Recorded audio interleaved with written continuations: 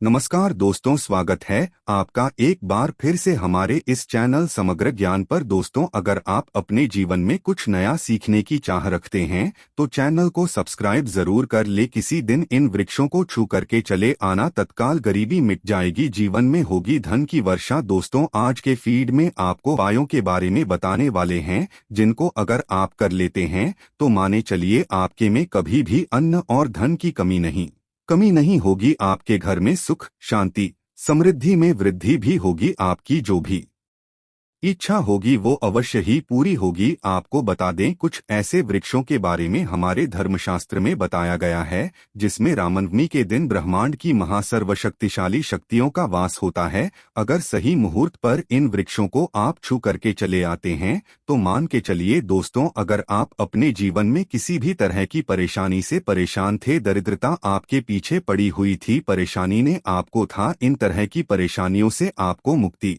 मिल जाएगी। दूसरी तरफ आपकी कैसी भी इच्छा हो, जैसे अगर आप नौकरी की तैयारी के थक चुके थे, आपकी नौकरी लग जाएगी, आपका बंद पड़ा व्यापार चल पड़ेगा, आपके पास जो धन आना बंद हो गया था धन आना शुरू हो जाएगा, जो आपके पास बेफिजूल खर्ची थी बेफिजूल खर्ची रुक जाएगी और आपके धन में वृद्धि भी होगी। जिस कार्य को भी आप शुरू करेंगे उस कार्य आपको सफलता हासिल होगी। ध्यान रखिएगा दोस्तों, जिन वृक्षों के बारे में हम आपको बताने रहे हैं धर्मशास्त्र के हिसाब से ये पावन पेड़ हैं, मतलब कि सिर्फ इन वृक्षों को छू लेने से आपको अपनी हर तरह की परेशानी से जहां एक तरफ मुक्ति मिलेगी, दूसरी तरफ आपके जीवन में आपकी जो भी होगी वो भगवान श्री राम जी के आशीर्वाद से अवश्य ही पूरी हो जाएगी। देखिए दोस्तों, हमारे धर्मशास्त्र में साफ साफ हुआ है कि पेड़ पौधे वनस्पति में भगवानों का वास होता है। इसीलिए पुराने समय के जो लोग होते थे वो सुबह उठते साथ ही पहले तो घर की झाड़ू लगाते थे, फिर घर के पास वाले किसी भी बड़े पेड़ पर जाकर एक लोटा जलरित कर देते थे, क्योंकि पुराने समय के लोगों को ये बात पता होती थी कि वृक्षों पर देवी देवताओं का वास होता है। देखिए, साइंस भी ये बात कहता है कि पेड़ पौधे वनस्पति फ्री में हमें वायु प्रदान करते हैं कि बिना हमारा जीवन संभव ही नहीं है। हर व्यक्ति ये बात जानता है और आप भी ये बात जानते होंगे कि एक मानव कार्बन डाइऑक्साइड को छोड़ता है। ये होती है जहरीली गैस जिसको जो पेड़ पौधे वनस्पति होते हैं वो सोख लेते हैं और बदले में ऑक्सीजन रिलीज करते हैं, मतलब हमको ऑक्सीजन देते हैं। इसी तरह से अगर आप अपने जीवन में परेशानी से घिरे हुए हैं, नकारात्मक शक्तियों ने आपको घेर लिया है और आप इन देव वृक्षों को छू लेते हैं, तो बस इन वृक्षों को छूने भर से मान के चलिए आपकी नकारात्मक शक्तियां वह पेड़ पौधे सोख लेंगे और आपके जीवन में सकारात्मक ऊर्जा का वास ला देंगे। दोस्तों, ग्रंथों में भी बताया गया है कि रामनवमी के दिन कुछ ऐसे पेड़ हैं जिन पर साक्षात भगवान श्री राम, माता रानी जी और ब्रह्मांड की कई सर्वशक्तिशाली शक्तियों का वास होता है। दोस्तों, आपकी जानकारी के लिए बता दें कि रामनवमी का दिन एक ऐसा दिन है जिस दिन भगवान श्री राम जी की पूजा करने का एक अलग ही विशेष महत्व होता है। इस दिन माता रानी जी के नवमी स्वरूप सिद्धिदात्री जी की भी पूजा पाठ की जाती है। नवमी का दिन इसलिए भी विशेष हो जाता है क्योंकि भगवान श्री राम, माता सिद्धिदात्री जी की पूजा के साथ इस दिन कन्या पूजन भी होता है। कन्या पूजन के बारे में आपको एक बात दोस्तों कहा गया है कि अगर आप नवरात्रि के 9 दिन व्रत रख रहे हैं, पूजा पाठ कर रहे हैं, तो माता रानी जी इससे ज्यादा आपकी कन्या पूजन में खुश होती हैं। मतलब एक तरफ आप व्रत रख लीजिए, पूजा पाठ कर लीजिए और एक तरफ आप अच्छे से कन्या पूजन कर लीजिए। माता रानी जी आपकी कन्या पूजन से प्रसन्न होकर तुरंत ही आपको आशीर्वाद दे देती हैं। इसीलिए रामनवमी का दिन और भी ज्यादा विशेष और महत्वपूर्ण हो जाता है। वीडियो को मिस मत कीजिएगा दोस्त, तो क्योंकि यह वीडियो के लिए नहीं आपके पूरे परिवार के लिए बहुत ही ज्यादा लाभदायक हो सकता है। क्योंकि जिन वृक्षों के बारे में हम आपको बताने आ रहे हैं, सिर्फ रामनवमी के दिन इन पर ब्रह्मांड की महासर्वशक्तिशाली शक्तियों के साथ माता रानी जी का वास होता है और इन वृक्षों को अगर आपने छू लिया हो, थोड़ी सी पूजा पाठ कर ली, जिसके बारे में वीडियो में हम आपको बताने वाले हैं, तो मान के चलिए दोस्तों आपके जीवन का हर कष्ट हो जाएगा खत्म और आपके जीवन की हर इच्छा होगी पूरी। इसलिए अगर आप भी चाहते हैं कि भगवान श्री राम और माता रानी जी के आशीर्वाद से आप अपने जीवन में बहुत ही तरक्की करें, कभी भी आपको अपने जीवन में किसी भी तरह की परेशानी का सामना न करना पड़े। आप जीवन में जिस कार्य को भी शुरू करें उस कार्य में आपको सफलता हासिल हो तो पूरी सच्ची श्रद्धा और पूरे विश्वास के साथ पहले तो इस वीडियो को लाइक कर दीजिए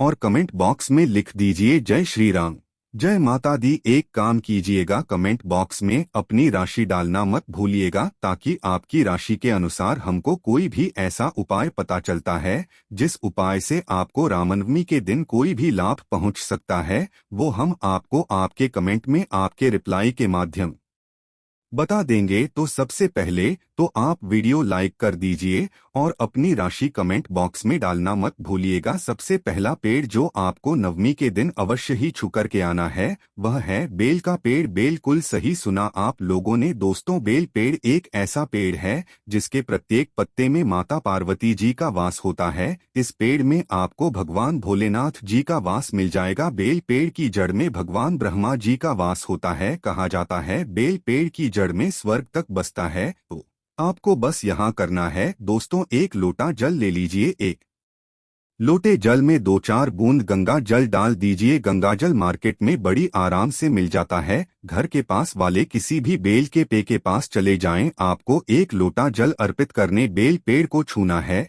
और अपने घर पर चले आना है। सिर्फ इतना भर अगर आप कर ले हैं तो मान के चलिए पूरे साल आप रोग मुक्त रहेंगे, बीमारियों से आप लोग बचे रहेंगे। और मान लीजिए किसी बीमारी ने आपको जकड़ भी लिया था, धड़ लिया था, उस तरह की बीमारी से आपको मुक्ति मिल जाएगी, क्योंकि यहाँ पर आपको साक्षात महादेव जी का आशीर्वाद मिल रहा है। तो दोस्तों, बेल पेड़ को छूना मत भूलिएगा। दूसरा पेड़ जिसको आपको अवश्य ही छूना है और भूलना नहीं है वह है पीपल का पेड़। एक बात ध्यान, वृक्षों का राजा बोला जाता है पीपल पेड़ को। पीपल पेड़ पर साक्षात भगवान विष्णु और माता लक्ष्मी जी का वास होता है। और पीपल पेड़ जो है दोस्तों, उसमें भगवान हनुमान जी महाराज भी बचते हैं और इसमें कई तरह के देवी देवताओं का वास होता है। तो आपको बस यह करना है कि रामनवमी के दिन घर के पास वाले किसी भी पीपल पेड़ पर जाना है। पहले तो आप लोगों को ये सुबह के वक्त करना है। ध्यान की आपको सुबह के वक्त या सूर्यास्त से पहले भी आप ये उपाय कर सकते हैं, लेकिन सुबह के वक्त अगर यह उपाय करते हैं तो बहुत ही अच्छा मन आएगा। लेकिन अगर आपके पास समय नहीं बचता है तो आप सूर्यास्त से पहले मतलब 5-6 बजे तक भी इस उपाय को कर लीजिएगा। पीपल पेड़ के पास आपको एक दीपक जलाना है। दीपक जलाने के बाद आपको उस पीपल पेड़ की 3 परिक्रमा है। 3 परिक्रमा करते वक्त आपको भगवान श्री हरि विष्णु जी का बीज मंत्र बोलना है। बीज मंत्र इस तरह से है, नमो भगवते वासुदेवाय नमः। हम फिर से रिपीट कर दे रहा हूँ दोस्तों, नमो भगवते वासुदेवाय नमः। पीपल पेड़ की 3 परिक्रमा लगाते हुए इस बीज मंत्र का जाप कीजिएगा। अब इससे फायदा आपको क्या होगा तो बता दें, आपके राहु केतु जो होते हैं वो भगवान श्री हरि विष्णु जी के हाथ होते हैं। अगर आपने इतना कर दिया तो आपके राहु केतु हमेशा आपका साथ देंगे और अपने जीवन में जिस कार्य को भी शुरू करेंगे उस कार्य में आपको सफलता हासिल होगी। आप अपने जीवन में बहुत ही आगे जाएंगे। और समझा जाता है कि जो व्यक्ति भगवान श्री विष्णु जी का आशीर्वाद हासिल कर लेता है, माता लक्ष्मी जी का भी उसको आशीर्वाद मिलता है और उस व्यक्ति के जीवन में धन खींचा हुआ चला आता है। तीसरा पेड़ को अवश्य ही आपको छूना है सूर्यास्त से पहले, वह है नीम का पेड़। बिल्कुल सही सुना आप लोगों ने। एक बात का जरा ध्यान रखिएगा, नवरात्रि के समय नीम के पेड़ में माता रानी जी के 9 स्वरूप वास करते हैं। कहा जाता है कि के पेड़ को अगर आप लोग नवरात्रि के दिन या राम नवमी के दिन छू करके चले आते हैं तो इससे आपका घर जो है वो हमेशा सुरक्षित रहता है। मान लीजिए आपने नीम के पेड़ को छू लिया, आपके लाखों शत्रु आपके खिलाफ खड़े हो, वो आपका कुछ भी नहीं बिगाड़ पाएंगे, क्योंकि यहाँ पर आपको माता रानी जी का साक्षात आशीर्वाद मिल रहा है। आपके घर पर काला जादू, काली विद्या, इन सब का कोई भी असर नहीं होगा। तो तो आप लोगों को इस बात का विशेष करके ध्यान रखना है कि नीम के पेड़ को आप लोगों को छूकर आकर घर पर पूजा पाठ कर लेनी है, क्योंकि रामनवमी का दिन है दोस्तों। और आखिरी पेड़ जिसको आपको छूना ही छूना है वह अशोक का पेड़। बिल्कुल सही सुना आप लोगों ने। अशोक के पेड़ को छूने से पहले इस बात का ध्यान रखिएगा, 1 लोटा आप लोगों को कच्चा दूध लेना है, उसमें हल्दी मिला देनी है, अशोक पेड़ पर जाइए, इसी लोटे जल को अर्पित कर दीजिए और यहाँ पर इस पेड़ को आपको छू लेना है, क्योंकि दोस्त तो अशोक का पेड़ एक अकेला ऐसा पेड़ है जिसमें ब्रह्मांड की सारी शक्तियां वास करती है। एकादशी हो गया, अमावस्या हो गई, पूर्णिमा हो गई, रामनवमी हो गई, इन तरीके के शुभ दिनों पर ब्रह्मांड की सारी शक्तियां इस पेड़ पर वास करने आती हैं। तो बस दोस्तों आप लोगों से निवेदन है, लाइक करना मत भूलिएगा और कमेंट बॉक्स में अवश्य लिख दीजिएगा। जय श्री राम, जय माता दी।